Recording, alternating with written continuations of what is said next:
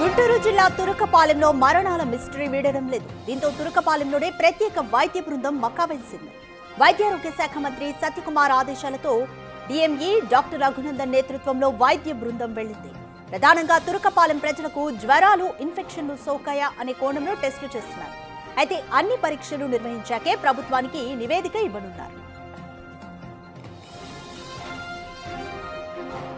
కాగా ఇప్పటికే Guntur medical college principal Sundarachari team ప్రతి ఇంట్లో బ్లడ్ శాంపిల్స్ ను సేకరించింది. వైరల్ ఫీవర్లు, ఇన్ఫెక్షన్లు లేవని చెప్పారు. మరోవైపు వరుస మరణాలపై స్థానికులు మూఢనమ్మకాలను వ్యక్తం చేస్తున్నారు. కేవలం 2 నెలల్లో దాదాపు 38 మంది చనిపోయారని చెబుతున్నారు. బొడ్రాయికి సంబంధించిన మార్పులు, ఊరి పొలిమేరలో ప్రత్యేక పూజలే కారణమంటూ గ్రామస్తులు చెబుతున్నారు. తురకపాలెంలో వైద్య బృందం ఇంటింటి సర్వే నిర్వహిస్తోంది. చనిపోయిన వారి కుటుంబాలకు వైద్య పరీక్షలు నిర్వహించడంతో పాటు వారి బ్లడ్ శాంపిల్స్ ను సేకరిస్తున్నారు. చనిపోయిన వారిలో వైరల్ ఫీవర్లు కానీ, ఇన్ఫెక్షన్లు కానీ ఎక్కువగా గుర్తించలేదంటున్నారు. కానీ ఒక వ్యక్తికి మాత్రం ప్రాణాంతకమైన బ్యాక్టీరియా సూడోమోనాస్ సోకినట్లుగా గుర్తించామన్నారు. ప్రస్తుతం తురకపాలెంలో వరుసగా జరుగుతున్నటువంటి మరణాలకు సంబంధించినటువంటి అంశంలో వైరల్ ఫీవర్ వల్ల చనిపోయారా, లేకపోతే అసలు ఏంటి అక్కడ ఏం జరుగుతుందనే దానికి సంబంధించి వైద్య ఆరోగ్య శాఖ అయితే ప్రస్తుతం అప్రమత్తం అవ్వడం జరిగింది. వైద్య ఆరోగ్య శాఖ సూచనలతో ప్రస్తుతం గుంటూరుకు సంబంధించినటువంటి మెడికల్ కాలేజీ ప్రిన్సిపల్ సుందరాచారి బృందంలో ఇక్కడంతా కూడా సర్వే నిర్వహిస్తున్నారు. వాళ్ళు ఎలాంటి సర్వే చేస్తున్నారు ఏంటనేది మాట్లాడేటటువంటి ప్రయత్నం. ఏం సార్ ఇక్కడ ఎలాంటి సర్వే జరుగుతుంది ఏంటి? ఆగస్టు నెలలో 10 మరణాలు సంభవించాయి. జూలై మాసంలో కూడా 10 మరణాలు సంభవించాయి. సాధారణ మరణాలను మేము అనుకోవటం లేదు. చనిపోయిన వాళ్ళ ఇంటికి వెళ్ళి మేము సర్వే చేస్తున్నాము. ఇంకా నిర్ధారణ కాలేదు అసలు దీనికి కారణం ఏమై ఉండొచ్చు అనే దాని మీద సర్వే చేస్తున్నాము. డీటెయిల్స్ తీసుకుంటున్నాము. మిగతా కొంతమంది 40 సంవత్సరాలు దాటిన వాళ్ళు చనిపోయారు. ఎక్కువ మంది మగవాళ్ళే, పురుషులే చనిపోవటం మేము గమనించాము. దీన్ని నిజ నిర్ధారణ చేయటం కోసం అందరం నడుం కట్టుకొని ఈరోజు ఇక్కడికి వచ్చాము. ఒక 4-5 రోజుల్లో అసలు ఈ కారణం, మరణానికి కారణం ఏంటో తెలుసుకొని. అంటే శాంపిల్స్ ఎలాంటి శాంపిల్స్ని కలెక్ట్ చేస్తున్నారు? రక్త నమూనాలు, ఆల్రెడీ చనిపోయిన వాళ్ళ రికార్డ్స్ అంతా వెరిఫై చేసి, డెత్ అనాలిసిస్ చేసి ఒక నిర్ణయానికి వచ్చి ఈ కారణంతో ఈ తురకపాలెంలో చనిపోతున్నారు అనేదాన్ని మేము సూడోమోనాస్ అనే బ్యాక్టీరియా వల్ల కొంతమంది చనిపోయారు అనే విధంగా చెప్తున్నారు. అదేమన్నా గుర్తించడం జరిగిందా? ఇప్పుడు సర్వేలో ఎవరన్నా చెప్పడం జరిగిందా? ఒక్క కేసులో మాత్రం అతనికి 2 నెలల నుంచి జ్వరం, 2 హాస్పిటల్స్కి వెళ్ళాడు. అక్కడ ఈ సూడోమోనాస్ అనే ఒక సూక్ష్మజీవి వల్ల మరణం సంభవించినట్లుగా ఆ రికార్డ్స్ని బట్టి మనకు తెలుస్తుంది. మిగతా మరణాలకు మాత్రం అది కారణమని మేము చెప్పలేని పరిస్థితిలో ఉన్నాము. అది గతంలో ఎవరన్నా చనిపోయారు సార్ ఆ వైరస్ వల్ల? అదేమన్నా డేంజర్ వైరస్ లేకపోతే ఎట్లా బ్యాక్టీరియా? ఇది ఒక సూక్ష్మజీవి. ఇది బంగ్లాదేశ్లో అధికంగా చూస్తుంటాం, శ్రీలంకలో అధికంగా చూస్తుంటాం. ఈ వ్యాధి ఇక్కడ కూడా వ్యాపించింది, ఇండియాలో కూడా. ఇది ముఖ్యంగా వర్షాకాలంలో సంభవిస్తుంది. ఇది సాధారణ సూక్ష్మజీవి, కానీ షుగర్ ఉన్నోళ్ళకి, కిడ్నీ ప్రాబ్లం ఉన్నోళ్ళకి, ఉబ్బసం ఉన్నోళ్ళకి, కొన్ని రుగ్మతలు ఉన్నోళ్ళకి దీని ప్రభావం చూపిస్తుంది.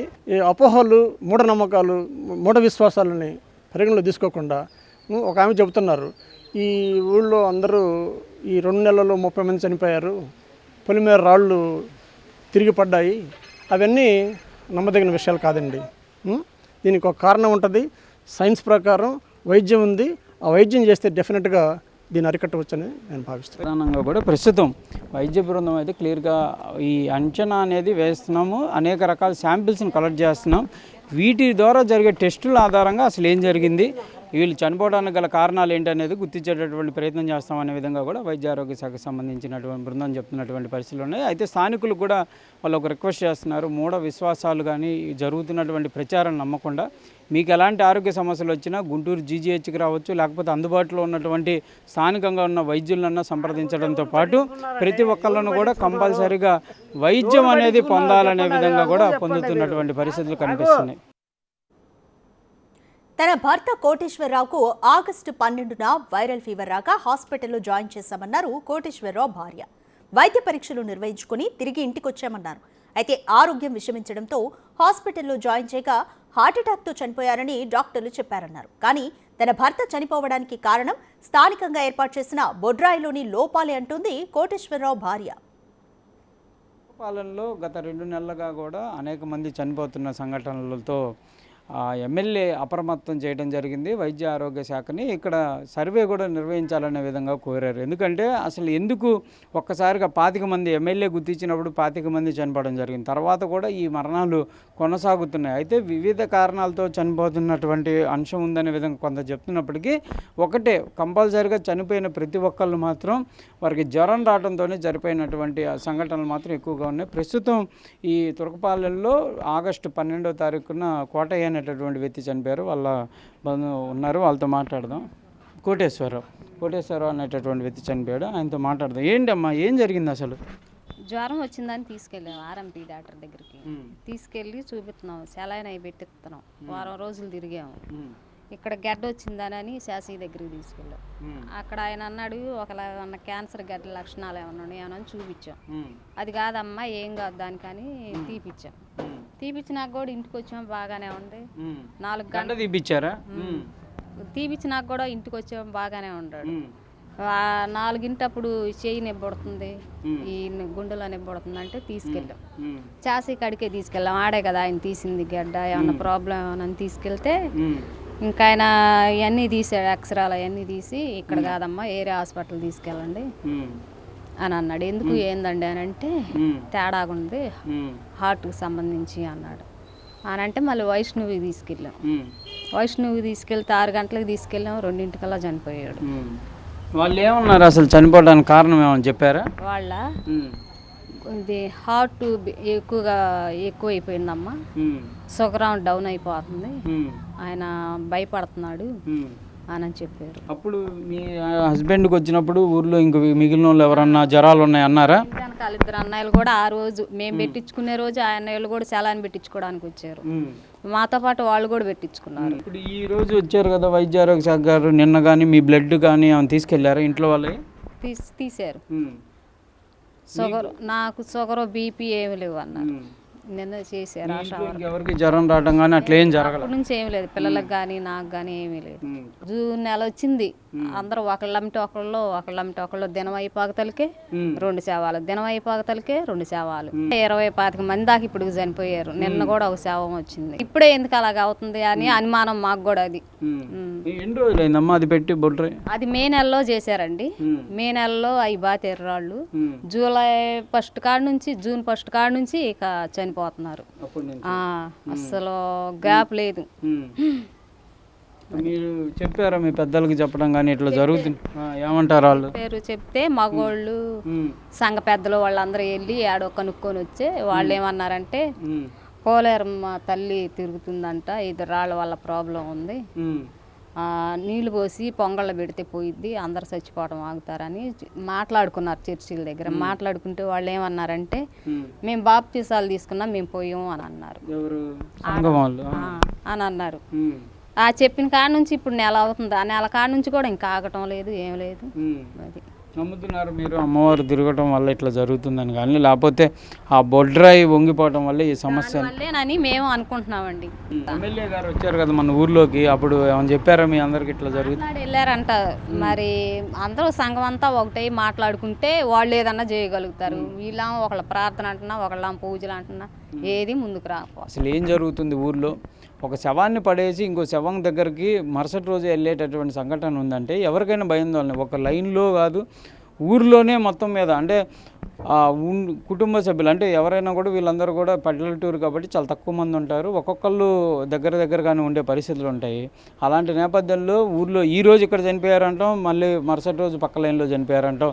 ఈ సంఘటన అయితే ప్రస్తుతం వైద్య ఆరోగ్య శాఖ అప్రమత్తమై ఇక్కడ వైద్య పరీక్షలు అయితే నిర్వహిస్తుంది. అసలు చనిపోవడానికి కారణాలు ఏంటనే దానిపైన కూడా నివేదిక రెడీ చేస్తున్నారు. కానీ ప్రజలు ఇక్కడ స్థానికులు మాత్రం మరో ఆందోళన వ్యక్తం చేస్తున్నారు. ఈ బొడ్రాయికి సంబంధించినటువంటి అంశంలో దానిని ఏం చేస్తే అంటే అది ఏ రోజైతే దానిని చేయటం జరిగిందో ఆ తర్వాత నుంచే ఈ మరణాలు రావడంతో దానికి పరిష్కారం కూడా చూపాలనే విధంగా కూడా వీళ్ళైతే చెప్తున్నటువంటి పరిస్థితులు కనిపిస్తున్నాయి. కెమెరామెన్ వలీతో సాయి శంకర్, తురకపాలెం నుంచి. తురకపాలెంలో చనిపోయినటువంటి వ్యక్తుల్లో దీనరాజు అనేటటువంటి వ్యక్తి కూడా ఈ నెలలోనే చనిపోవడం జరిగింది. అతనికి ఎలాంటి వ్యసనాలు కానీ అతను కూడా ఏ వైరస్కి గురైనటువంటి పరిస్థితి లేదు. కాళ్ళు నొప్పి అంటూ కూడా చనిపోయిన సంఘటన జరిగింది. ఇది అరిష్టం వల్లే జరిగింది అనే విధంగా కుటుంబ సభ్యులు అయితే ఆవేదన వ్యక్తం చేస్తున్నారు. వాళ్ళతో మాట్లాడదాం. ఆ దీనరాజు భార్య భాగ్యలక్ష్మి అమ్మ భాగ్యరాణి ఉంది, మాట్లాడదాం. ఏంటమ్మా అసలు ఏం జరిగింది? ఈ రాళ్ళు వల్లే అంటున్నారు సార్. కాదు, మీ ఆయనకి అసలు ఏం జరిగింది, ఎట్లా చనిపోయారు? బండి మీద స్కిడ్ అయి పడ్డాడండి. పడ్డాక అది కాలు నొప్పి అని అది రోజు రోజుకి వాస్తుంది. ఈ నొప్పి నేను తట్టుకోలేనని మా అత్తయ్య గారు హాస్పిటల్కి తీసుకెళ్లారు. సాయి భాస్కర్ హాస్పిటల్ కానీ తీసుకెళ్లారు. ఆడ ఎక్స్రేలు అయి తీస్తే ఏం లేదులే అని చెప్తున్నారు. మళ్ళీ టాబ్లెట్లు ఇస్తున్నారు. ఇంటికి వచ్చి వేసుకుంటున్నాడు, మళ్ళీ తగ్గుతుంది అంటున్నాడు. మళ్ళీ అంతంతలోకి మళ్ళీ కాలు ఇంతలా వాస్తుందండి. గవర్నమెంట్ హాస్పిటల్ తీసుకెళ్తే ఎమ్మటనే జాయిన్ చేసుకున్నారు. జాయిన్ చేసుకొని ఆయాసంతో బాగా మనిషి రొప్పుతున్నాడు. ఇంక నేను బ్రతకలేను అనుకున్నాడేమో. ఆయాసం నేను ఆ రోజు వెళ్ళలేదులేండి, నన్ను రావద్దన్నారు. పిల్లలు చిన్నపిల్లలు ఉన్నారని ఇంకా మా అత్తయ్య గారు మా అమ్మాయి వెళ్ళారు. ఇంకెళ్ళారు, ఇంకా సెలైన్ పెట్టారంట. 5 నిమిషాలు బాగానే మాట్లాడు, తెల్లారుజాన 6ంటికి చనిపోయారు. బాగానే ఉన్నాడు. ఇంకంతే. ఏంటి ఆరోగ్య సమస్య వల్లే చనిపోయారు అంటున్నారా? ఇప్పుడు వేరే విధంగా ఒక వర్షం చెప్తున్నారు, మీరు అది నమ్ముతున్నారా? ఇదే నమ్ముతున్నానండి, నేను కూడా అదే నమ్ముతున్నాను. ఈ రాళ్ళు పెట్టడం వల్లే ఇలా చనిపోతున్నారు. మరి ముసలోళ్ళు కాకుండా మరి వయసులే చనిపోతున్నారు. అదే అనుకున్నారా? మీ హస్బెండ్కి యాక్సిడెంట్ జరిగినప్పుడు కూడా మీరు అనుకున్నారా ఇట్లా జరిగింది దీనివల్లేనని? దీనివల్లే అనుకున్నానండి. అప్పుడు మరి ఎవరినన్నా ఇట్లా దీనికి పరిహారం ఏంటి అనేది అడిగారా? నేనైతే తెలియలేదు సార్ మాకు. తర్వాత ఈ బాగాలేదని సిద్ధాంతాల కాడకపోయి అడిగితే మీరు ప్రార్థనలు చేసుకునే వాళ్ళు చేసుకోండి అమ్మ, పూజలు చేపియండి, కొంత ప్రభావం అయ్యి ఉంటాయి అని అన్నారు. మా అబ్బాయికి ఆ కాలు తప్ప ఏదీ లేదు అసలు. ఆ కాలు నొప్పి ఒకటే. మరి ఇంత సడన్గా 21 రోజు వెళ్ళటకి మా అబ్బాయి చనిపోయి అంతకు మించి రెండోది లేదు. అంటే మామూలుగా అంటే ఇది తప్పు కాదు, మామూలుగా ప్రార్థనకి వెళ్ళే వాళ్ళు ఈ అరిష్టాలు ఈ నమ్మరు కదా, మరి మీకు ఎట్లా ఈ నమ్మము సార్, మేము నమ్మలా. కానీ వాళ్ళు 3 చనిపోగానే పూజలు ఒక 20 మంది 10 మందిని తీసుకొచ్చి పూజలు చేపించుకొని రాళ్ళు వేసారు.